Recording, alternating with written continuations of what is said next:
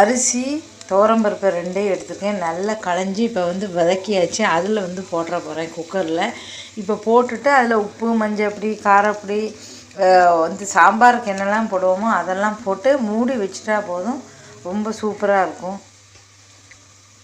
அரிசி, பருப்பு, காய்கறிகள் எல்லாத்தையும் போட்டு கரண்டி வச்சு நல்லா கிண்டி எல்லாத்தையுமே போட்டு சாம்பாருக்கு என்னெல்லாம் போடுவோமோ அதெல்லாம் போட்டாச்சு. குக்கர் வேக வச்சு எடுத்தால் போச்சு. கொஞ்சம் அதிகப்படியே தண்ணி ஊற்றிக்கணும். ஏன்னா அப்போ தான் இந்த அரிசியும் வேகணும், பருப்பு வேகணும். இது சாப்பிட வேலை மிச்சம்னு சொல்லலாம். 2 பேருக்கு தனித்தனியாக பண்ண வேண்டாம், ஈஸியாக இருக்கும். அதனால் இப்படியே நான் போட்டேன். வீடியோ பிடிச்சா மறக்காம சேனலை சப்ஸ்கிரைப் பண்ணுங்கள். இப்போ ஆனவுடனே நான் வீடியோ போடுறேன்.